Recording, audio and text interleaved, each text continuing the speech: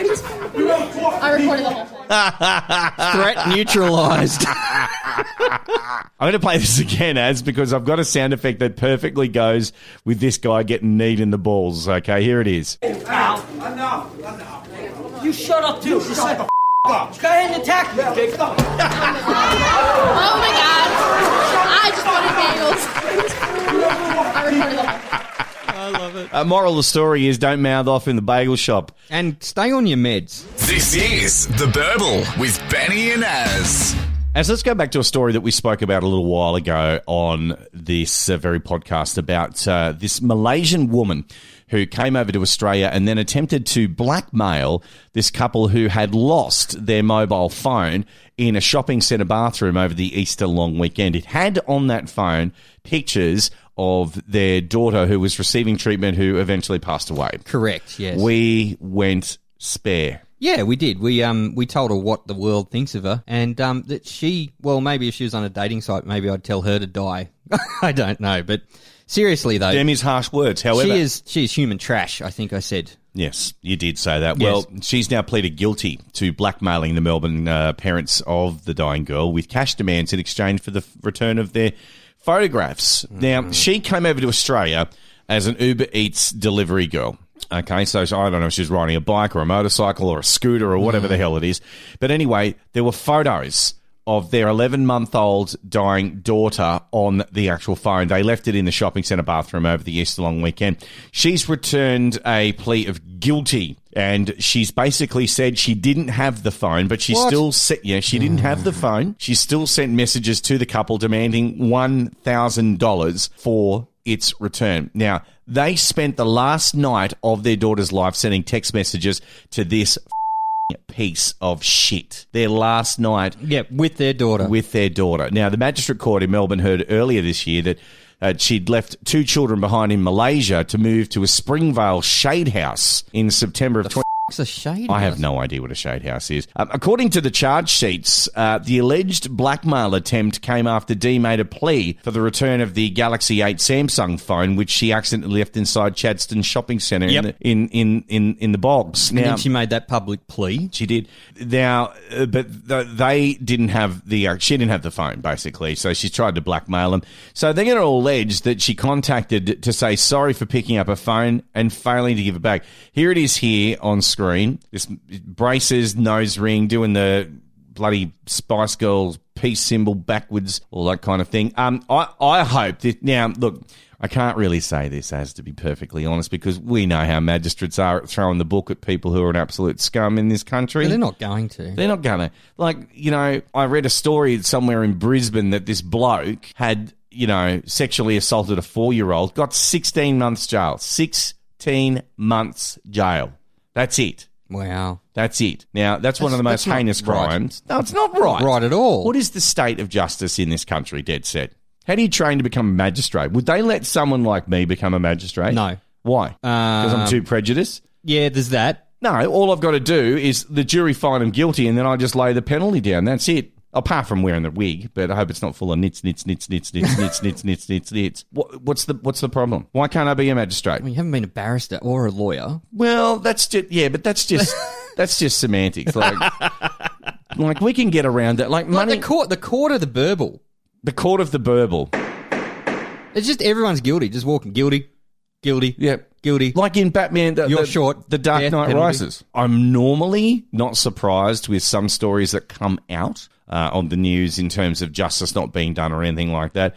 But in this case, if that beak doesn't throw the book at her and deport her, like she needs to be deported. Like just get... No. She does. F*** her off. F*** that off. And she can spend some time in a women's prison where she's going to be lower than baby rapists. They're going to kill her. They're going to bust her and then piss her off out. Nah. Take her out to international waters and drop her off in a floaty. Do you know how women's prisons work? Not really, but I've seen Orange is the New Black. If I know anything, they're going to kick her ass. I'm going to have a sippy because he doesn't know what he's talking about. When was the last time you were in women's prison? Well, I watch Wentworth. Oh, right. Well, that shit's even worse. Yeah, that shit's even worse. So I'm one of the few people in the world that's never watched an episode of Wentworth. God's sake. Anyway, he's only saying that because I don't watch Game of Thrones. So the only thing is that the second that she's in, she'll be thrown in a unit, right? Then all the Asians will come and get her, and they'll bash her and then make her part of their crew, and then she'll end up be doing dirty shit for the Asian women's crew that are in prison. That's what's going to happen. You know that's what's going to happen. Deport her, or alternatively, and this is going to be very unpopular with my opinion, but I'm going to say it. Remember how they got rid of Osama bin Laden at sea? Yeah. But they'd already killed him. That's why I just said that a minute ago. No. In international waters. They'd already killed Osama bin Laden and dumped him in international waters. Yeah. The task can be done in one go. Or just hoof her into the sea. After you kill her. Why? Let the sharks get her. Well, I don't know. Someone might want target practice, Az. That's all I'm saying. Let's send her home.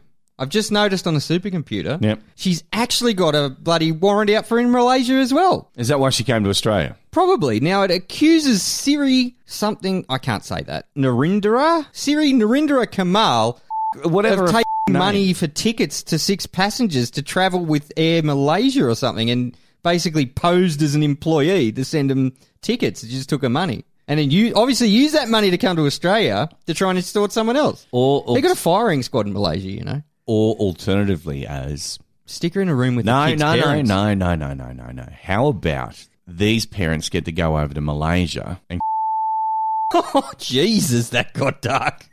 it's an option. It's certainly an option. I've already put my hand up to be a magistrate. What more do you want? So this is why you're not a magistrate with answers like that. No, because the wig itches. This is The Burble with Benny and Az. I think it's time for the speed round, don't you? Why not? Because our censorship person has got a sore hand. He needs a break. Yeah, they need a break. All right, let's go.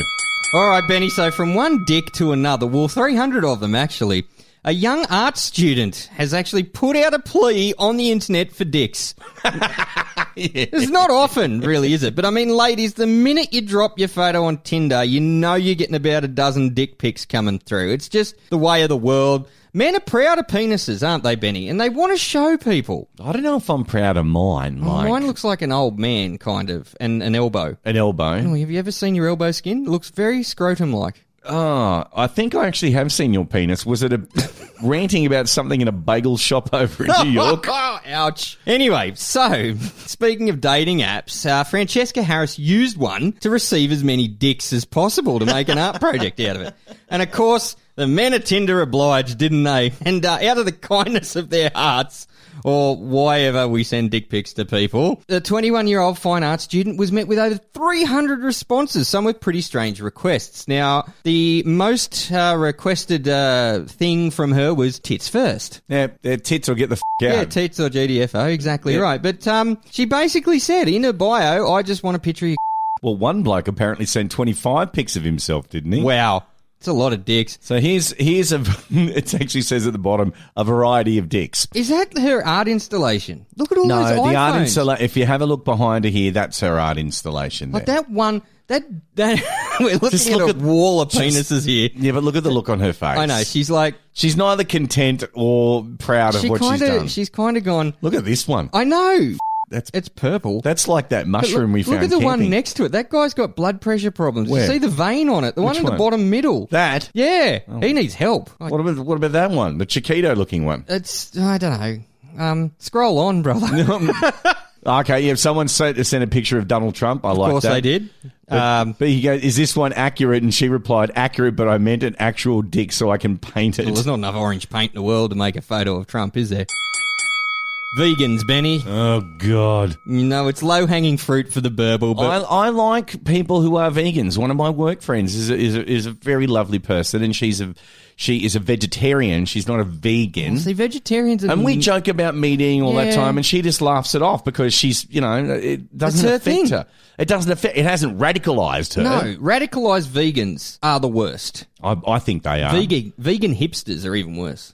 But don't see, but hipsters are at that point with I still don't know what I want to do or where I want to be. Because if they haven't got a job, all they do is hang out in cafes in Melbourne. Where do they get all their money? And talk about Triple J and how it's revolutionary. It hasn't been revolutionary since the late 80s. Oh, that time they played the police for 24 hours. No, Express Yourself. Oh, it was Express They Yourself. weren't allowed to play the police. Oh, so they played, that's right. So they played Express Yourself, and they played it for 24 hours on a loop, which is good because they were expressing themselves. At that time, there was a little bit of discontent within the ranks of the ABC, which you understand if you go back and you'll have a look. Do you remember they had the Countdown Revolution show? Yeah. And then they protested for all the half an hour. They said, we'll do the show, we'll be on it, but we're not going to do what you want us to do. And they just basically said, ring your ABC and protest, and they just went to the songs anyway. Yep. Have you not seen that? I know it, but I don't think I've seen the actual anyway, audio. moving off. Vegans. All right, vegans. Back to vegans. Off countdown, back to vegans. Now, animal rights and welfare activists have been ramping up efforts to make the world aware that they're around and the often brutal process in killing animals. Okay, so yes, we eat meat. They've got to be killed. Da-da-da-da-da. I think the process of actually of slaughtering livestock for meat or any type of thing for meat It's humane. these days has now been done more humane Yeah. than they actually think. Like the bolt is much better than what they used to do. Or they electrocute them. It's instant. But these people get a hold of like videos online where they actually show that once the beast has been slaughtered, how they actually move it. Cut it up. It's gotta Like, well, it just has to happen. Like, you know. And I mean, the other thing is they've often fed propaganda from places like PETA and that. PETA's useless. The whole thing about where they said to the world that when you shear a sheep, it cuts it and they die. Remember that